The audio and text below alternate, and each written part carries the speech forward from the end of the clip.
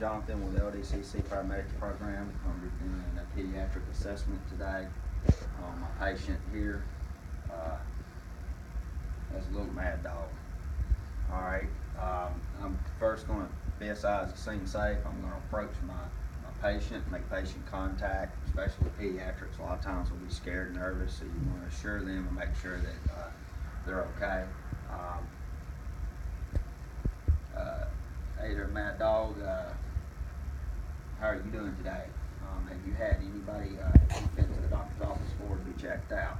Okay, I'm just going to be giving you a quick exam. Anytime you're uncomfortable, let me know, and we'll talk about what we're going to do. Okay. First thing we're going to do is I'm going to ask him his name. He's going to repeat it. I know he's breathing. I can check his his A and B like that. He's got a patent airway. He's speaking to me.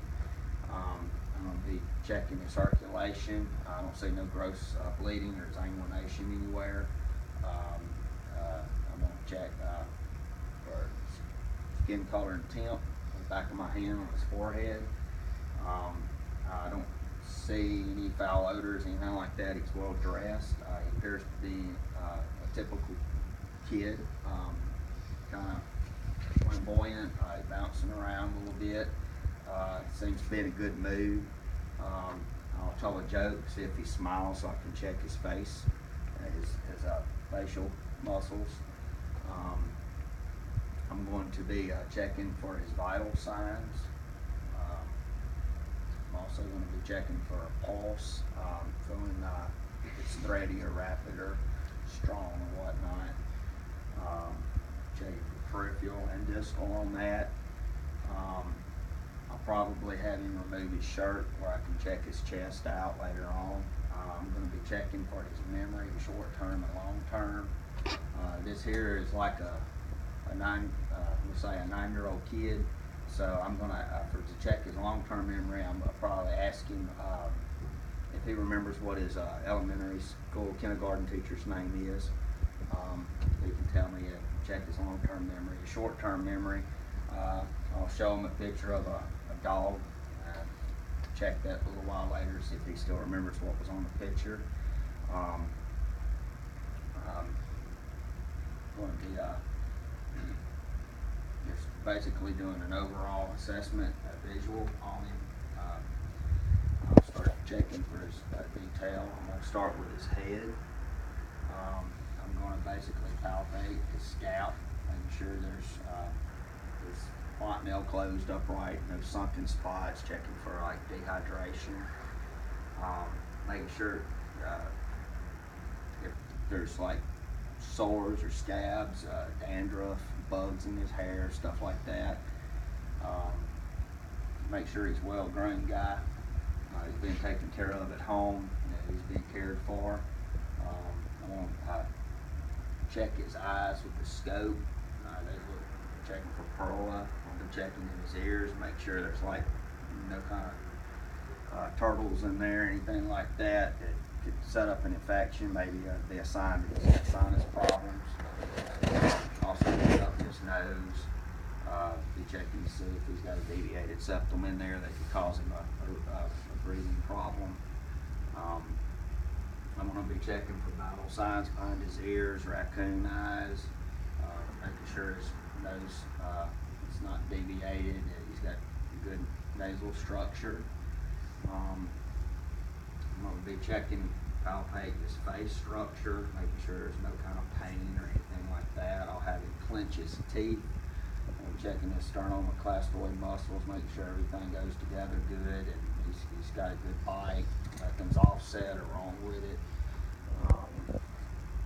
Checking his, I'm going to palpate down his spinal process on his neck, making sure there's no JVD, any medial deviation to midline. While I'm doing that, I'll go on and walk down his spinous process on his back, checking for things like scoliosis, stuff like that, making sure everything's in line like it needs to be. Okay, I'm going to get him to flex his head back and forth, do circles, checking for range of motion up there. I'm going to be checking inside of his mouth. Mouth, dirty teeth decay can lead to health problems, so I'll be checking all that, make sure he's got a lot of fillings, periodontal disease, anything like that. And making sure he brushed his teeth before he comes to see me at the doctor's office today. So, you know, things like that. I'm going to be checking for ocular movement, making sure he can blink his eyes, roll his eyes in a circle, left and right, up and down. That kind of thing. Blink. I'll put an eye chart up on the wall, check for his vision. See how he does with that. I'm going to check his neck, so I'll kind of move on down.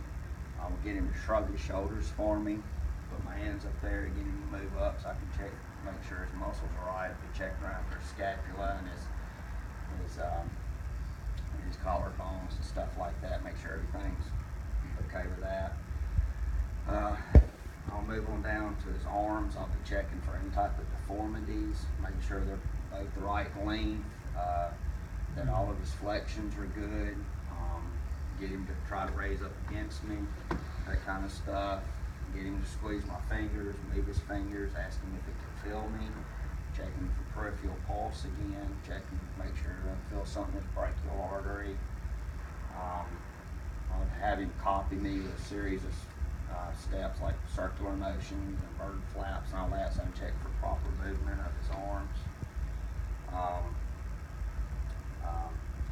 While I'm looking at his chest and back too, because it stays covered up a lot, I'll be checking for any type of signs of abuse, like multicolored layered bruises, stuff like that. Keeping in mind a lot of kids are going to get shin bruises and stuff like that riding a bicycle, playing outside. But I'm going to be looking at old signs of bruising and stuff like that that could be indicative of problems at home or at school.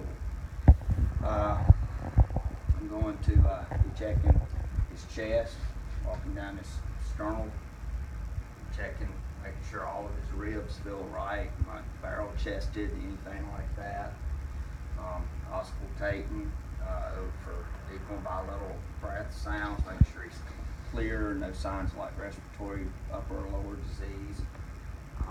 Also listening and auscultating his back. I'll be checking for heart sounds. Little kids have heart murmurs a lot. They're born with holes in the heart some. It can cause dysrhythmias when they're young until that closes up. So, you know, you may even want to put him on a cardiac monitor, just see what kind of rhythm he's got. Make sure everything's beating like it's supposed to. Checking for quality of pulse and rhythm.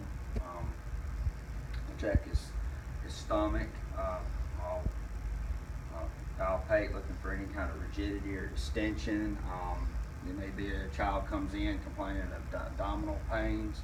You may want to make sure you ask him when the last time he went to the bathroom and had a bowel movement, stuff like that.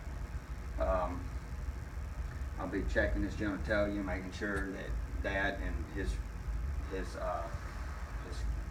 rear end crack is clean, is being maintained. There's no buildup of something nasty in there. Yeast infections, that kind of stuff, if it's a female. Looking for any type of discharge.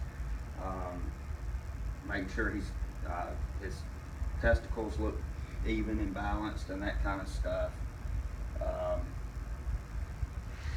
Check for pelvis rigidity, make sure everything's fine there.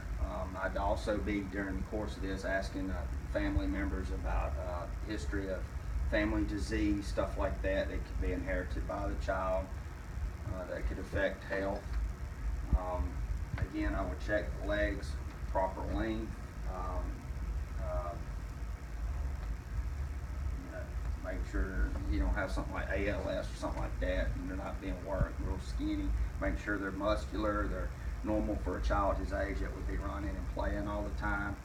Again, I would probably do a bunch of range of motions with my leg, have him copy me, add some resistance to that. With his feet, do like the gas pedal thing, checking for peripheral pulses. I would check his reflexes throughout. See, again, PMS, can you feel me, can you tickling me, stuff like that.